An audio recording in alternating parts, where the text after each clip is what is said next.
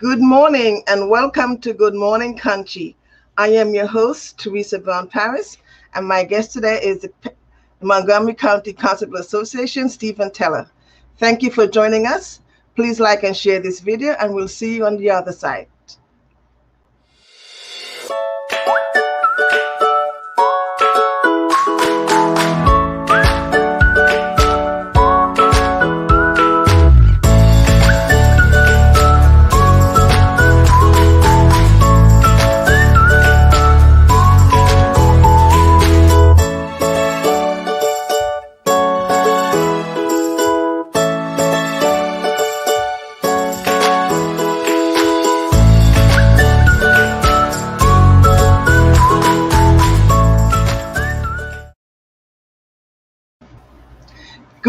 Good morning. Welcome back to Good Morning Conshy.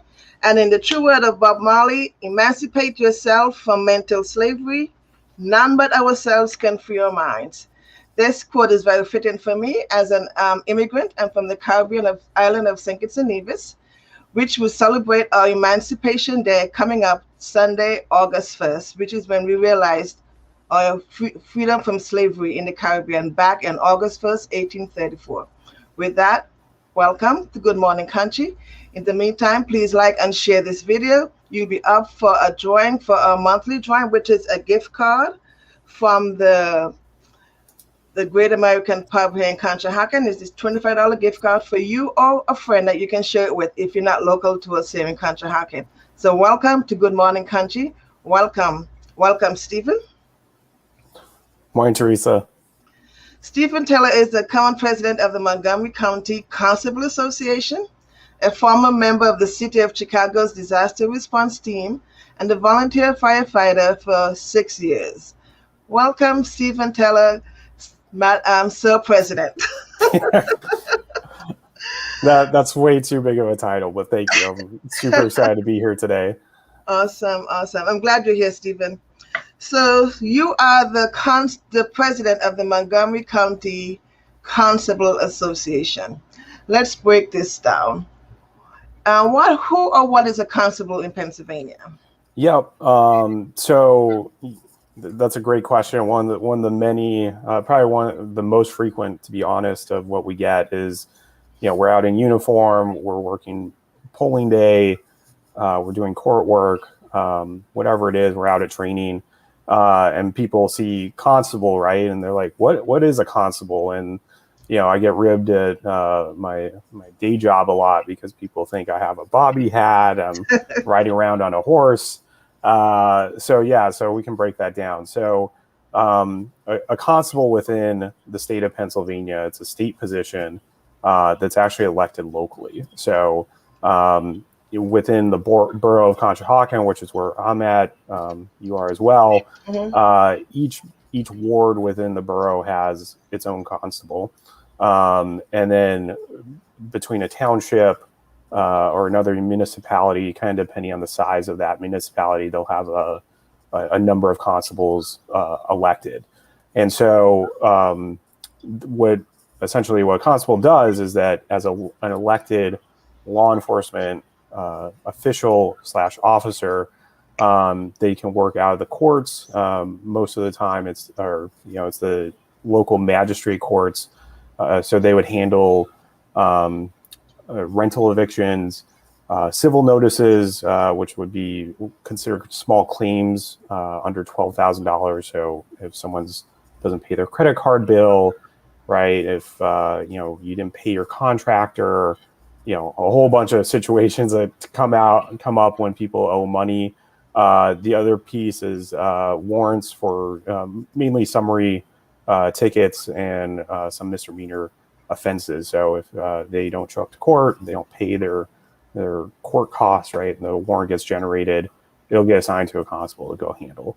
So that's it. And within the constable position, there's a number of kind of levels to it. So within Montgomery County, there's actually 3 different ones. So the first one is what's called I'll start with I guess the least trained, I guess is the best way to put it.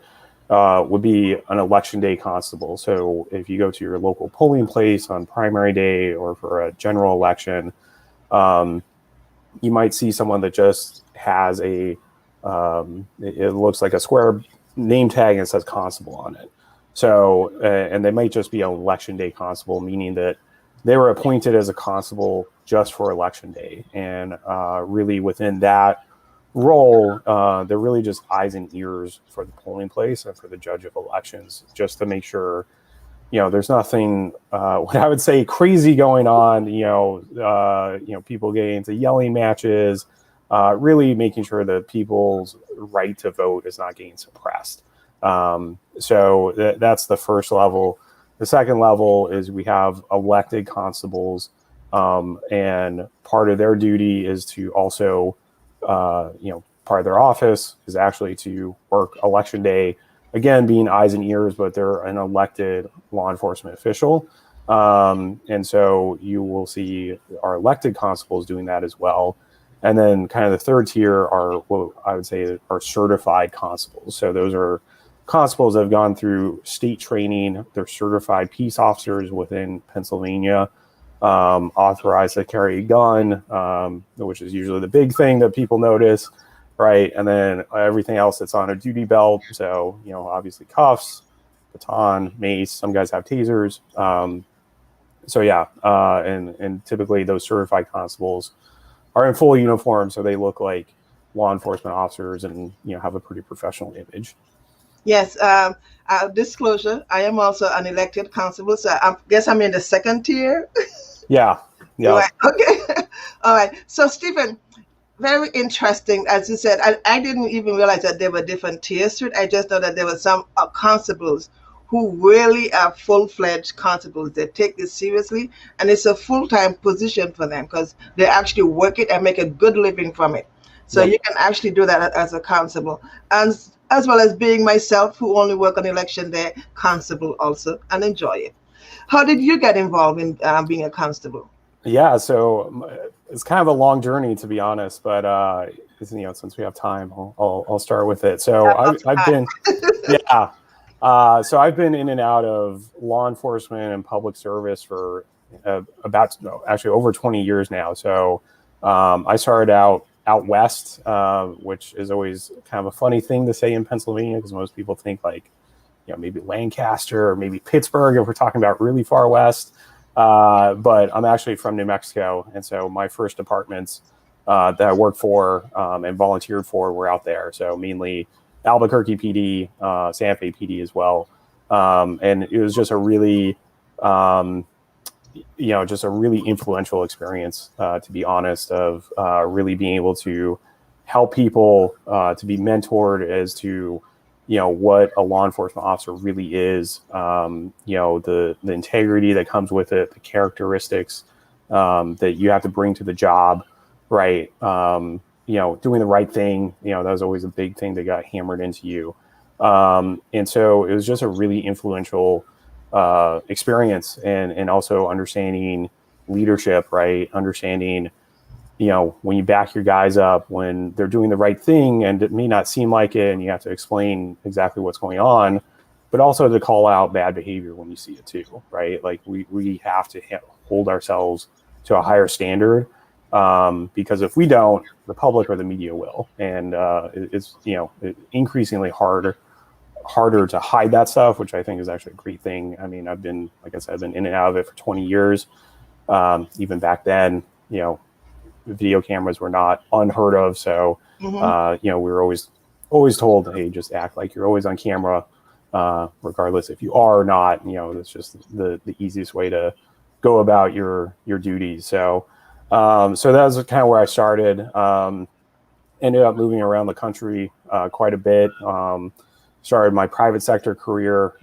So I'm in analytics, and it was interesting the similarities, I will say, between public service and law enforcement and analytics. Like you're dealing with unknowns a lot, right? You're just within the analytics world, you're just handed a ton of data, right? It might be, I don't know, 100 million lines of data, and just like, hey, go figure out what's going on here, right? Very similar to when you pull up on a scene of something on a 911 call, right? You got some real maybe iffy context or details that are wrong, and it turns out, hey, what's going on here is actually not at all what you were told was going on, right? So same thing within data. So it's been a lot of I'll say I found a lot of success being able to bring those kinds of experiences to it, which is interesting. And most people think of math and data science and that sort of thing as like, oh, this is like hard rules, and yeah, there are hard math rules, but then you get the real world data coming in that makes it really interesting. So as I was able to move around with my private sector job, ended up in Chicago, was able to volunteer with their community disaster relief team for the city. It was run by Chicago PD, but we cross-trained with Chicago EMS and fire, which was awesome. Having like the chief EMS instructor for the city of Chicago being able to give you like some first aid and some trauma training, it's just phenomenal training. We also got some really cool experiences cross training with Amtrak PD. Just awesome stuff. And then so another kind of job opportunity within analytics popped up in Philly. And so we, my wife and I ended up in Conshy, and unlike some of the other places I've lived, there's not a lot of part-time or volunteer opportunities within law enforcement. And so I ended up becoming a firefighter for one of the local firehouses here about 6 years ago when I moved. And then one of the constable positions, or actually the constable position in my ward, became free. Unfortunately, the previous constable passed away suddenly. So, a tragic situation there, but, was honored to be able to get a recommendation from the chief of police at the time to fulfill his slot and go through the process and get trained. And so it's been good. And that's when I started meeting with people from the association, and now I'm president. So kind of a crazy journey, but that's 20 years in a nutshell. So. Oh, awesome. Thank you. I've been to a couple of the meetings, and I didn't go back. I didn't stay consistent, but it's glad to see the youthful face there. What are some of the changes you hope to see now that you're at the helm of the association? Yeah, so I think the big challenge is really, where does a county association fit into a state level position, right? Because there are 3 state level associations, and they mainly are dealing with stuff in Harrisburg, right? Things like legislation, policies with the state that affect every constable across the state, or the Commonwealth, I should say. Sorry. It's a Commonwealth, right? Not a state. But another feature when you've lived in 5 or 6 states. So, and so really our challenges and our, I think what we can do best is, how do we bring value to the local constables? One of the things within constables is that even though it's a state position, you're elected locally, you're actually working in the county courts a lot. And so each county has a little bit different way of how they do things, or actually a very different way, right? Depending on what part of the state you're in. And so for us to provide value and help have those conversations with county officials, also provide local training, right? So people aren't having to drive, 2, 3, 4, 5, 6 hours, right? It's a big state. So that's another piece of it. One good example is that earlier this year, we, as we started having meetings and people are a little bit more, maybe available to speak, right? We had one of the assistant district attorneys come on to one of our meetings, talk through exactly how they're, how they look at cases, how they start, what are the challenges they have, and really try to build that relationship. And there's a couple other areas within the county that we're striving to help with that. And then, like I said, just bringing local training opportunities as well. Okay, so that's great. How about getting the community more involved? Not when I say more involved, like more awareness of what you do and who you are, having like a more of a presence in the community. Can you do that as an association?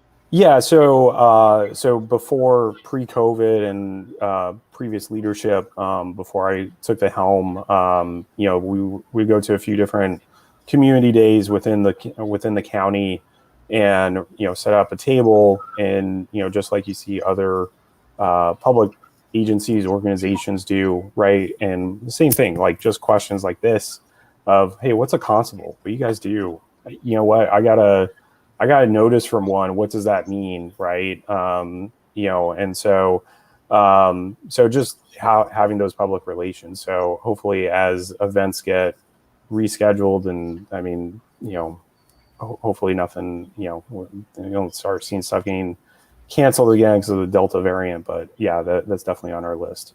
Okay, and I do know that in some counties that are not Montgomery or close by, the police department and the constables have a close working relationship. More so, not more so here for Montgomery because we have the sheriff department that does a lot of what you guys do sometimes.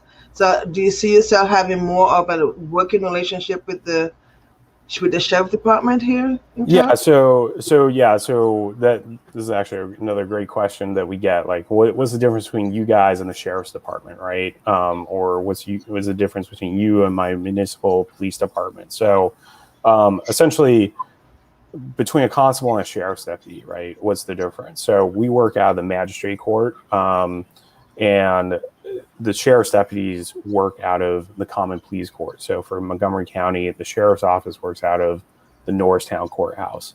And so the cases that are coming through there, are higher level warrants, foreclosures, right? All of that stuff, and then obviously they're doing they're doing prison transports with the jail. So that's kind of the difference. We're just out of very similar duties, but we're out of different courts. So it's kind of a jurisdictional difference there. Awesome. Within with our local police departments, yeah, I mean, when my basic training and some of my subsequent training has been out of central Pennsylvania, which is a very different, I just say, world, to be honest. You have some rural counties, law enforcement staffing is a lot lower. And so constables are used as backup, right? Like they might have, a SWAT situation or some sort of felony situation, and they just need officers and peace officers, like any sort of law enforcement that they can get onto a scene, set up a perimeter, and really make sure that that scene's contained. So you'll see constables getting called into stuff like that, in some of the more rural areas of the state. Within Montgomery County, I mean, I think we're very fortunate that, we have a lot of municipalities. We have some really great departments around us. I think they're, they still staffing issues, not to the degree, right? As we've seen with some of the more high profile incidents over the last, we'll say, year or so. Hmm. Um, the all the different agencies, you can get 100, plus officers onto a scene if you need to, and really contain it. So, as far as our relationship from a county association to the local police departments, right? That's one of our biggest charges, is trying to change hearts and minds and show that, this crop of constables is a more professional one, right? Montgomery County has, to be honest, a little bit of a history with constables that, I don't know how else to describe it, gone rogue, and they are no longer constables because they're doing criminal acts, to be honest. So, they're no longer in office, and and those types of incidents have lived very long within the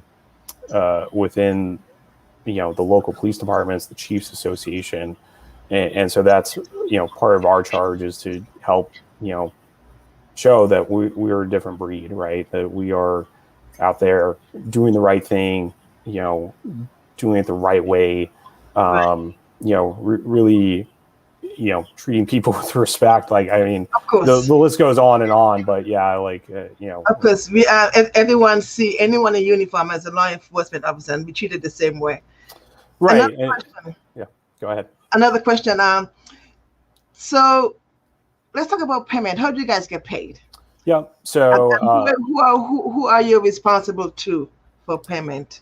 yeah. So depending on what you're doing, right? So our main duty is working out of the court system, right? However, some constables are working private server with, say, law offices and stuff like that. So if you have a private, arrangement where you're just serving private papers, obviously that law firm will. From a court standpoint, the district court that you're working out of, they pay you. However, we're really funded by the defendants. So whether it's an eviction, whether it's a warrant, so we're actually very tax neutral, right? We don't pull a salary.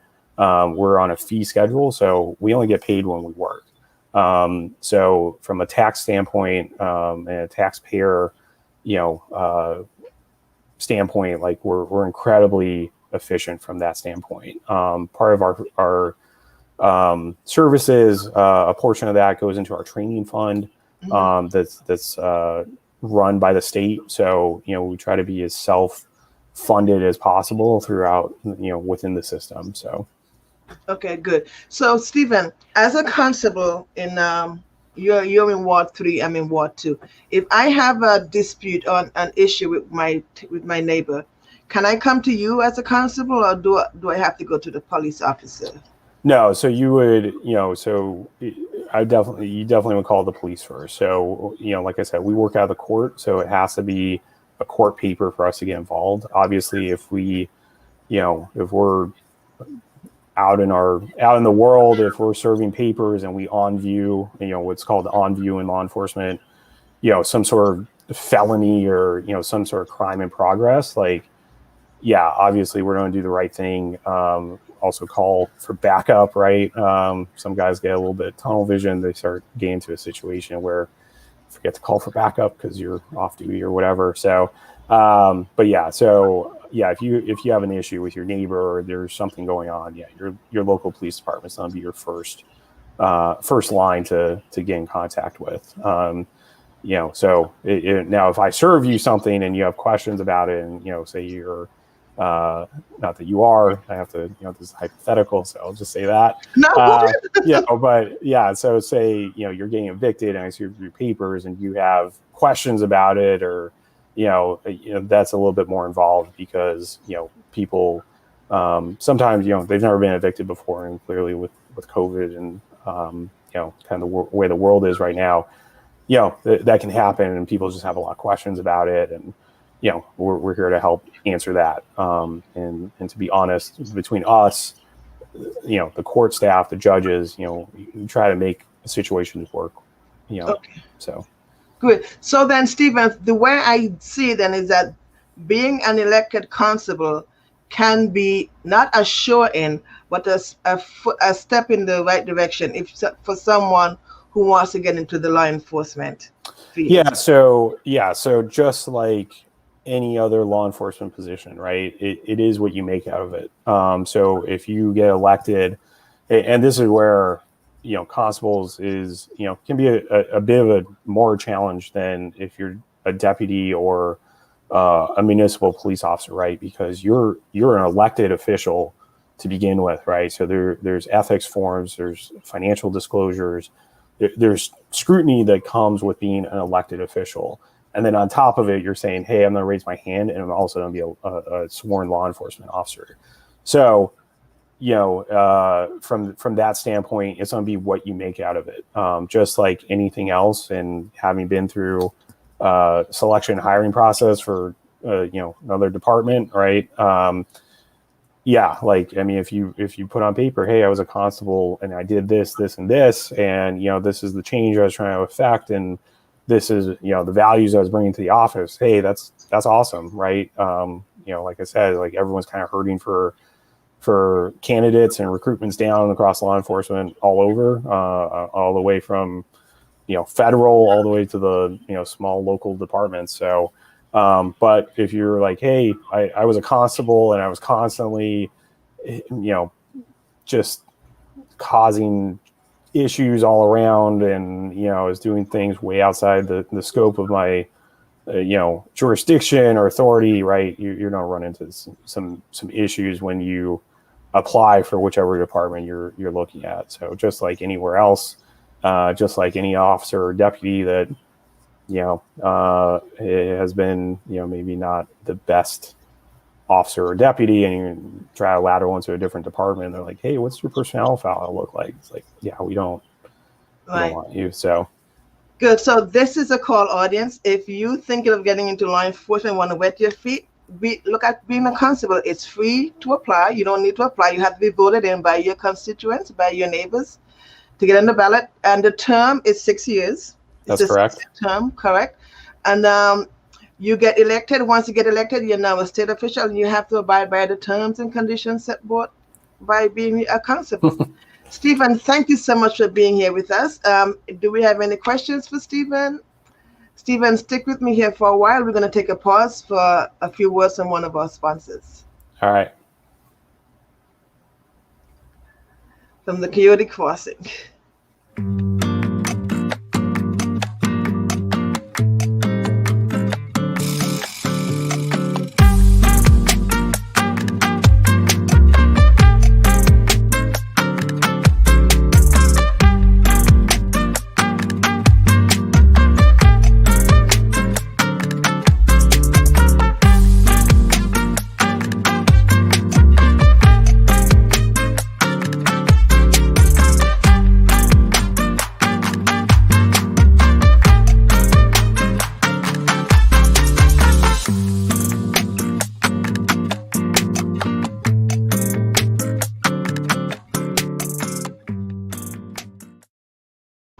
Well, thanks for coming back.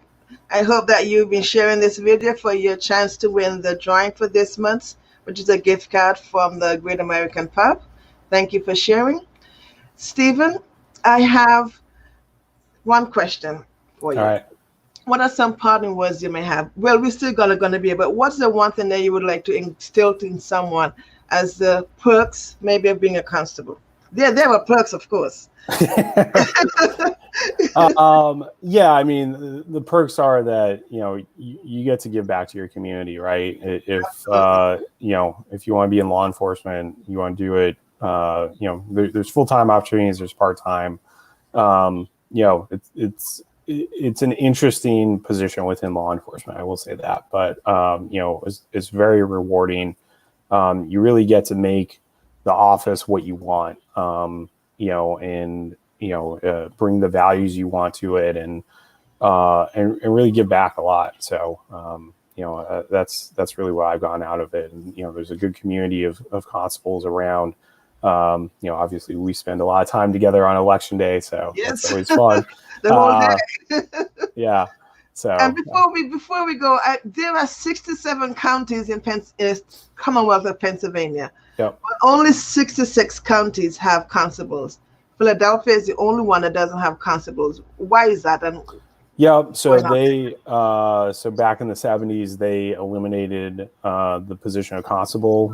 They have a bit of a different way they handle evictions, and I think it's like eviction officers or something like that. Philadelphia, because they're a first-class city, when they have some leeway on some of the things that they can do versus the other counties in the state. So, yeah, big city folks. But thank you so much for your time, Stephen. We're going to now share some upcoming events that we have coming up here in Conshohocken and around Conshohocken. All right, thanks for having me. Appreciate it. Thank you for being here. So here goes some upcoming events in and around Conshohocken. Coming up tomorrow evening, we have concerts in the park at Marywood Park, starting at from 7 to 9 p.m. And it's Where's Pete, and it's absolutely free. So see you there. And my favorite of all, well, not favorite, but dear to my heart, is Caribbean Emancipation Day. As I said in the beginning, Caribbean emancipation, all the British islands in the Caribbean were freed on August 1st of 1834, which is when it was enacted. So today, Sunday coming up, most of the Caribbean celebrate that holiday as a public holiday, which will then be celebrated on Monday.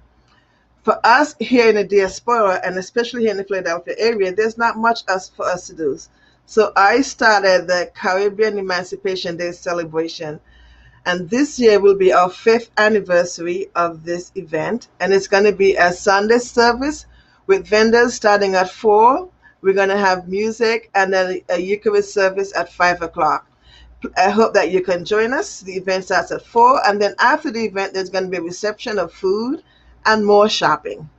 Hope you can join us there, which is Caribbean Emancipation Day at the Church of St. Michael's Episcopal Church in Yeadon, Pennsylvania, starting at 4 o'clock. And here's a short video of that.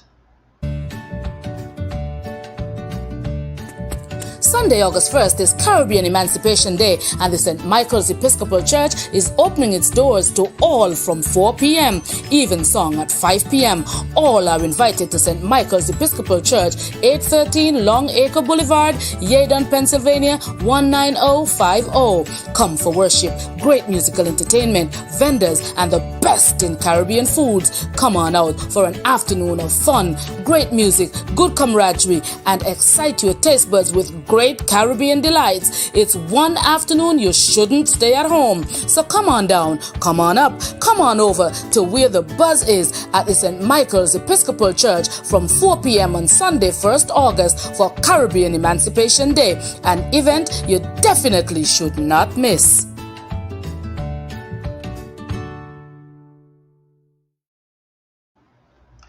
Welcome back. Welcome back. So there you have it, folks. I want to thank you so much for joining us for another episode of Good Morning Conshy.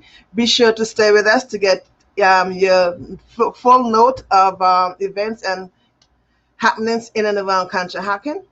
Thank you for joining us today. Stephen Teller, thank you so much, Sir President. Thank you for being here with us today and for enlightening us about being a constable here in Pennsylvania. No problem. I hope you're able to gather some information about it. See you soon. And to you, the audience, thank you for joining us. We appreciate having you on board with us. Do drop us a line if you have any information on what you want to hear about here in Conshohocken, and I will be sure to get it to you. Signing out. Thank you. Bye-bye.